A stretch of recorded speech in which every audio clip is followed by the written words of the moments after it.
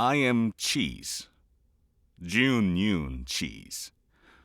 Originating from Korea, I carry the distinct aroma of kimchi, the cleanliness of soju, and the warmth of a jovial dad. I pair well with carne asada tacos and am the happiest when teaching and directing actors, and I insist on paying the bill when we eat together. At the time of this recording, it'll have been 44 years of developing my cheese into what it is today. Of studying and deepening my self-awareness. Of being grateful in discovering this craft of acting and being able to call myself an actor to this day. Suffice to say, I've come to know a lot of things about my cheese in great detail. And every time I audition for something, it is a piece of that cheese that the casting director experiences. And you, of course, in a very similar fashion, are also cheese. With your origins, flavors, colors, philosophies, beliefs, and more. Then characters are also cheeses. They are real people, after all, in their own dimensions. Romeo Montague, cheese. Amber, cheese. Anby Damara, cheese. Romeo is a real person, just as we are real people. Amber, Anby, all real. Each with knowledge and information about their own self-awarenesses. Their friends, their favorite songs, weapon of choice, their shoe sizes, even. However, we know they are fictitious characters. None of them are real people in this dimension, as far as we know. And as much as we'd like to personally ask Amber more questions about her grandfather, she is simply unable to tell us. We do not know how Anby came to selecting the Nimbus as her choice of weapon, and we cannot reach into the screen and ask her this question to her face. They themselves know these things, but we do not. It means there are missing pieces of information when it comes to these characters. And that lack of information is the singularly unifying characteristic of every fictitious character ever devised. Therefore, all characters are Swiss cheese. And those pieces of information that are missing from the description and specs are the holes in the Swiss cheese. The idea here is to examine the Swiss cheese and identify the locations, the sizes, and the shapes of these holes. Then we'll examine and identify the pieces of our own cheeses that could fit inside those holes. Finally, we'll inject various parts of our cheeses into those holes. We are creating a sort of a hybrid cheese, one that has never existed before. The June Swiss, the Hannah Swiss, the Min Swiss. That smells, looks, tastes, and feels like no other cheese like it anywhere in the world throughout history. It must be said that we're actively trying to flavor the Swiss cheese by adding ourselves into it. After all, to strictly adhere only to the specs provided and contribute nothing else would be like handing the Swiss cheese right back to casting. You didn't add anything to it, except to maybe present the Swiss cheese on your individual vocal plate. The cheese sitting on top would have been constructed precisely according to the directions and specs provided, and sure enough, it would look, smell, and taste like regular, ordinary Swiss cheese. And when the casting director takes a bite, she will know in the first 2 seconds, this cheese tastes just like the 329 Swiss cheeses that came before it. Cool plate, though. They want you. More than just your voice, your flavor. So unique, so individual, unlike anything in this dimension. Not for the Swiss cheese they sent out to come right back. As a concept, as an analogy, it makes sense. Well, how do we do that practically? How do we implement that?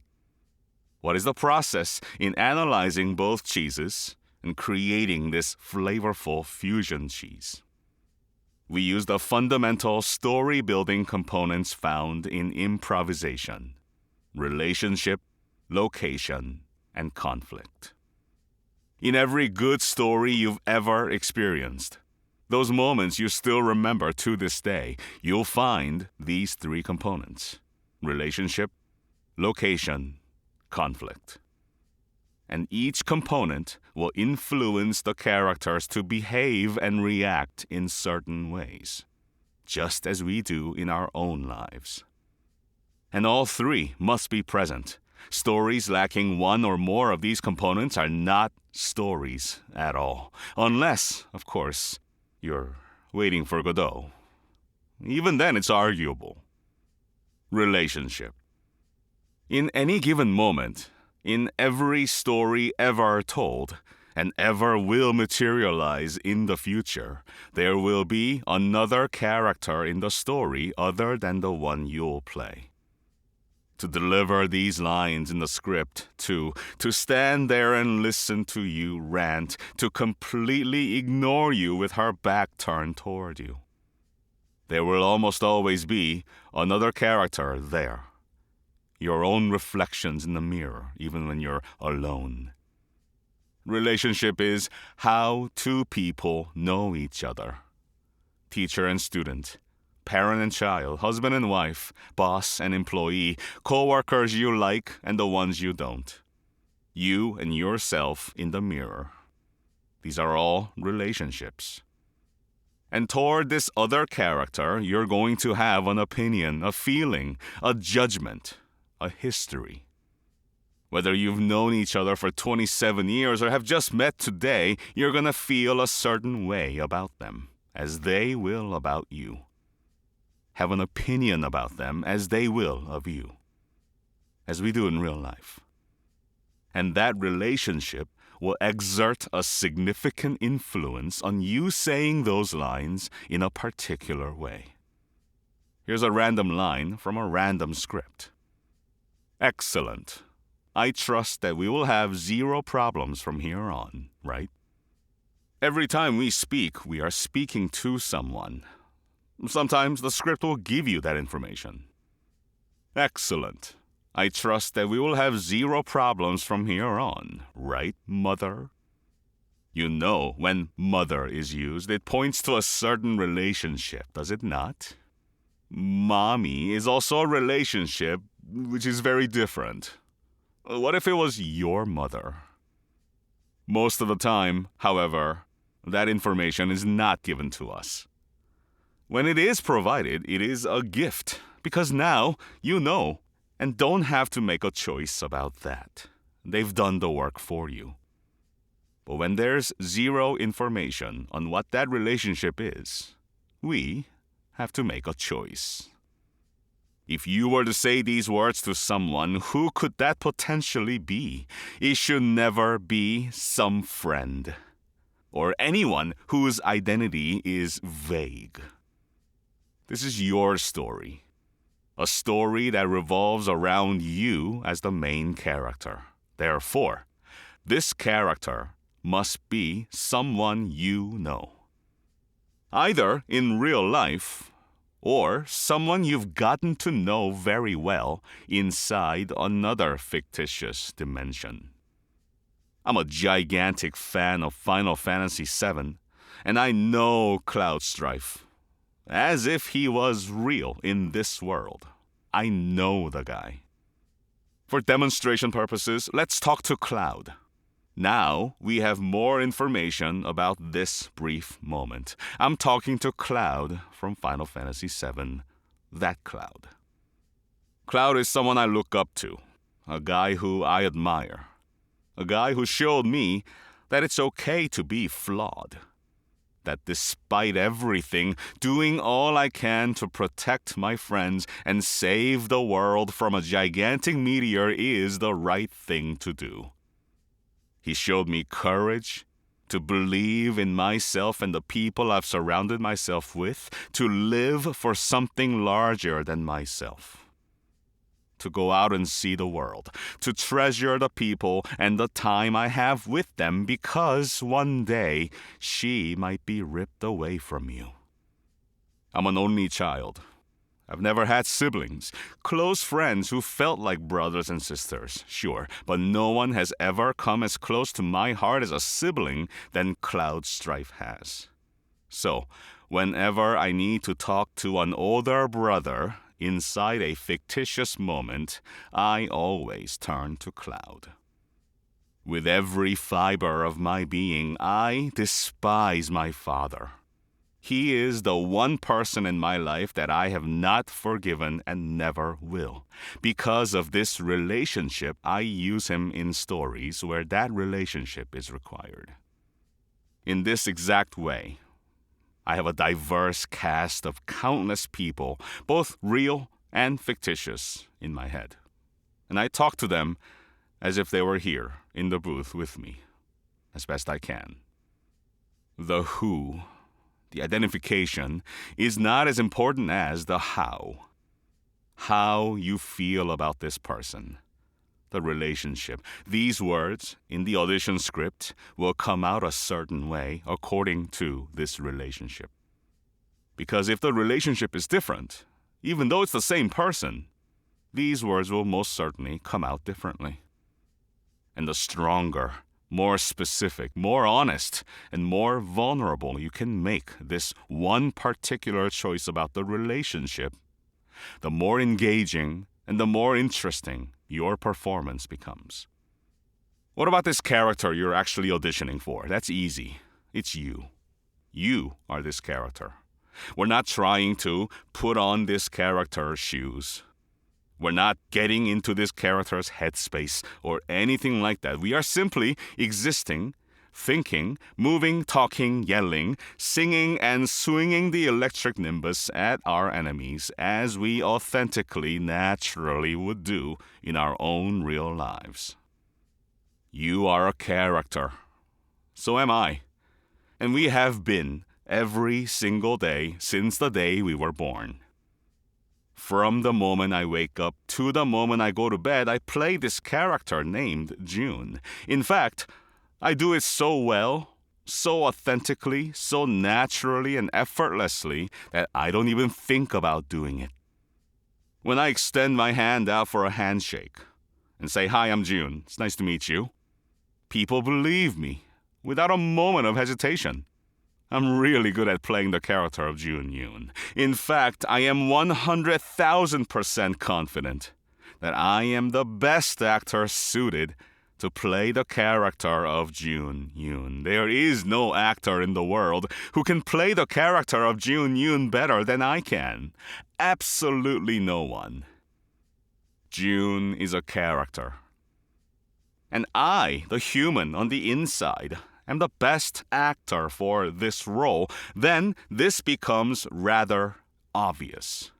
Why don't I simply use the character that I know how to play the best, that character that I can naturally, authentically, effortlessly play without even thinking about, and put him in that story, in that audition, in that moment with that other character with whom I share a certain relationship. Many things are uncertain in this world, but that, my character, I know that my character will be real in whatever story I put him into. Authentic, honest, and real, and believable because real. 100% of the time. Because I'm simply playing the role as myself, the character that I know how to play the best, without even thinking about it, instead of trying to be someone else, instead of acting. You'll hear "be yourself" a lot. This is why. This is the logical, thought-out explanation behind the sentiment of "you're enough." Bring yourself. And Just be yourself. Because you are, indeed, enough and authentic in this universe, just as you are. Let's say that you come across an audition for a character named Sam. For the purposes of that audition, I want you to mentally or literally cross out the name Sam and put yours there. That character's name is no longer Sam. It's you. The relationships between us, individually, each of us and the other person in the moment, as well as the relationship with our own selves. It is the most important element of this craft, called acting. Location. Let's bring that line back. Excellent. I trust that we will have zero problems from here on, right? Now that I know I'm speaking with Cloud, let's decide on a location. Once we board the little cargo ship in Junon that goes to Costa del Sol, we find ourselves in the lower deck. In fact, if you search FF7 cargo ship downstairs on Google Images, you'll see it. A set of 2 ascending stairs, metal walls, boxes and crates of things that are being transported to their destinations. A few of them probably carrying the bodies of the crew from whom we've stolen their Shinra and sailor uniforms. I know this location. And we had just changed into our Shinra soldier uniforms and sailor uniforms, and we do not expect any troubles until we arrive. This line will come out one way. Reassuring. Maybe slightly doubtful, but definitely quietly. If we were on a sunny boardwalk in Costa del Sol, zipping around on our scooters with colorful drinks with little umbrellas in them inside the cup holders, this line would certainly come out very differently. If I were floating in some pond in a forest, while Cloud held me from under, holding back his tears as I force out this line with my last breath before I sink to the bottom, this line would come out very differently. Also consider the material things that we have access to. In the corner of the lower decks with just me and Cloud, in this moment, I could choose to have a knife in my hand. The sharp edge grazing Cloud's neck because I'm actually here to kill him. That change in the relationship could also lead to an interesting story, a fanfic, don't you think? Maybe in this highly fictitious moment, in this bold choices were made moment, I secretly work for Shinra. A spy, an assassin, a traitor. Much more loyal to Shinra than Reeve could ever be. And this moment is an opportunity I've been waiting for. No one will know, and no one will be suspicious. His body in a crate dumped into the ocean at night before we arrive in Costa del Sol. It's so clean, perfectly executed according to plan as I'd done 1,000 times. I'd nearly whispered a line into his ears. I have a knife at his throat, after all. The direction says, confidently. Well, I think it works rather well. The location of the story taking place, as well as the physical material items around us in our hands that we could use, the distance between our mouths and their ears, is all location. That brings us to conflict. Up till now, we've been filling the empty holes of the cheese, assuming that no information was given to us whatsoever from the get-go. If the script does not inform us of these details, we need to fill the holes with our own cheese. However, sometimes the script does tell us some of these things. Again, the example audition line. Excellent. I trust that we'll have zero problems from here on, right? This line is only a tiny sliver of a larger story. Meaning there are words that come before that line and after that line as the story continues on. What comes before this, we don't know. And no one will answer us. Something must have happened that prompts us to say this specific line. A conflict. A conflict is the clashing of 2 directly opposed objectives. Without conflict, a story is not an interesting story. I want to leave this room Yaimiko wants to keep me here. Conflict. I want that Neumann U87. The store wants money. Conflict. What is the conflict in this moment? What is my objective? And what am I clashing against? The clue, the information, is found in "from here on," which indicates there have been problems in the past. Whether the problem was a centuries-long feud between two clans or a problem that happened 20 seconds ago, there was, indeed, some sort of a problem in the past, and it has apparently been resolved. Something has happened right before the line, or some words were spoken in my direction. I'm sure you can come up with your own interpretation, but here are a few that I've thought of. My neighbor John, whose house had been under construction for a few months, noise and pollution and dust and etc., is on the front lawn of his house. I happen to come outside to retrieve the newspaper, and I see him. Seeing how the construction is finally over, I tell him, "So, it's all finished, huh? Looks great." Maybe he replies with, "Yeah, all done here. Sorry for the noise and the dust." To which I could reply with, "Excellent. I trust that we'll have zero problems from here on, right?" In a friendly, neighborly way, with a smile and a fist bump, back into the house. It's 3 a.m. Construction has finally concluded earlier today, and now John is having a loud, raucous party to celebrate the remodel. My kids have been woken up for the third time due to the noise, so I grab Sephiroth's Masamune, walk over to the house, go inside, grab John by the neck and throw him against the TV on the wall. As the TV shatters and hits the floor along with John's body, the shocked guests react. I take the Masamune and deeply pierce his left shoulder. There's blood everywhere. I can already hear the sirens in the distance. I lean down into his face as I slowly rotate the Masamune's blade in his shoulder and say the following calmly, poignantly, as I enjoy the sound of his pained reactions. Excellent. I trust that we will have zero problems from here on. Right. And that's how I'll do it. I'm the chairman of the Homeowners Association in this community, and I hold some influential powers over my neighbors. Harley and her family recently moved in, and they're now well aware of who I am and how things work around here. Against the rules, she had built a fence around her front lawn 2 weeks ago. I casually informed her that this was against the community's rules and it needs to be taken down.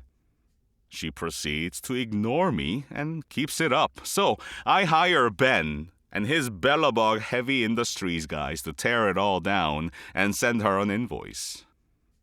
In rebellion, Harley knocks over my mailbox with a baseball bat. So naturally, her husband has an unfortunate accident that nearly kills him.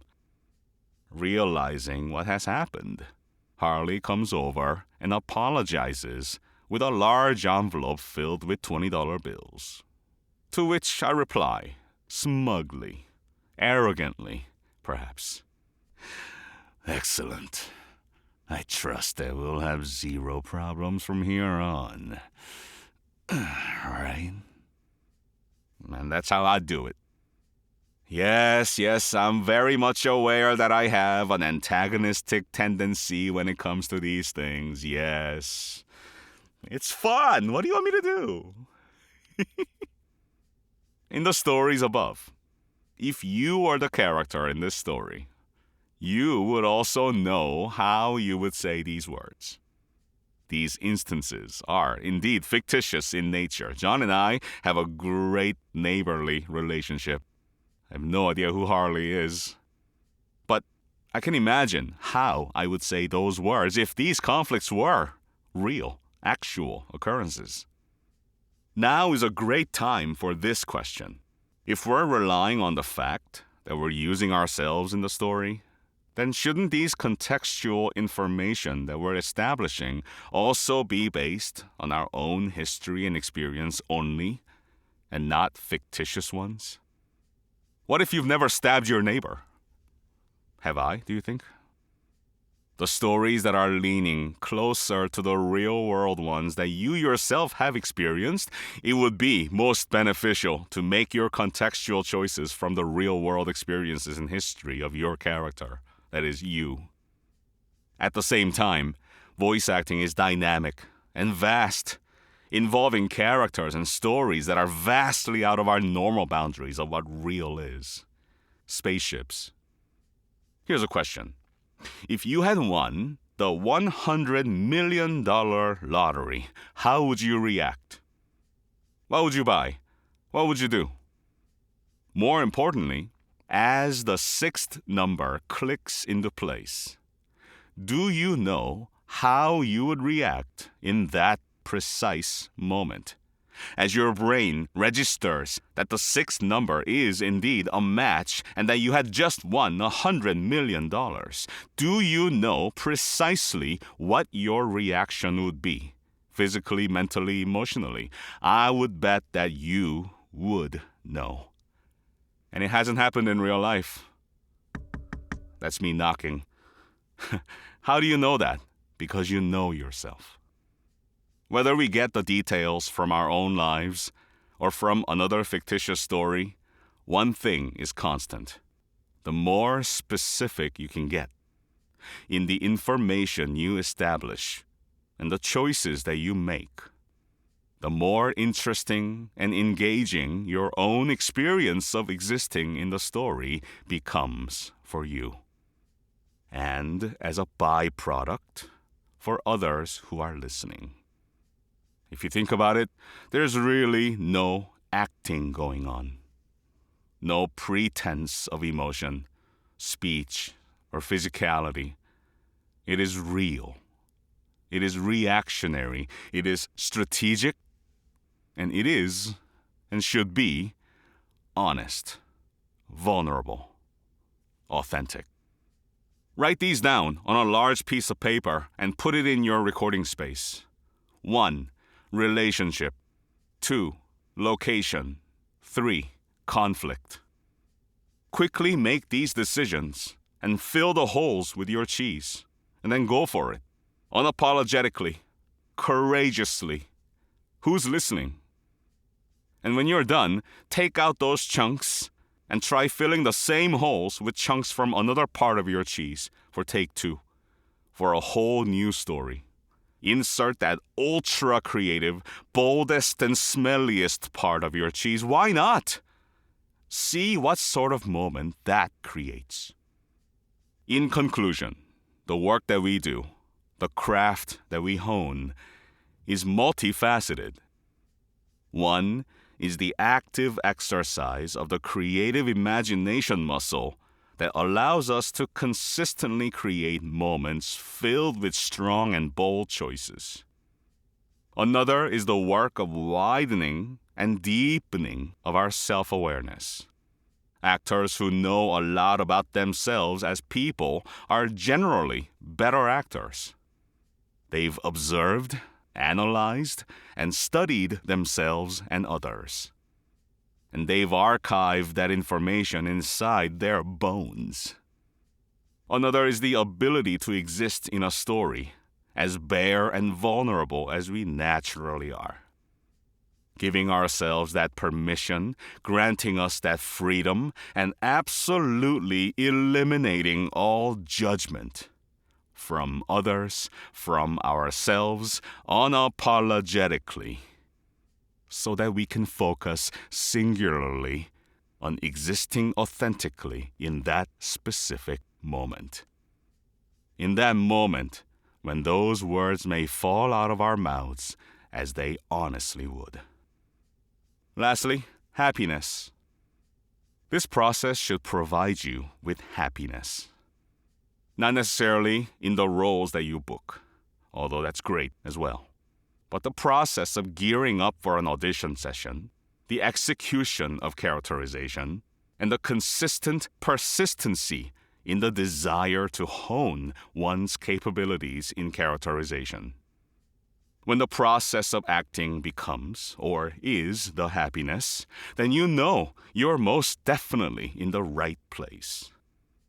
It is entirely possible to discover that this is a happiness as well.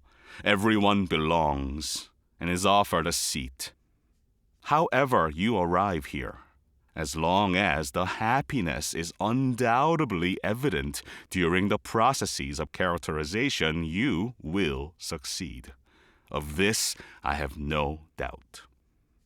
I hope this information has been helpful to you.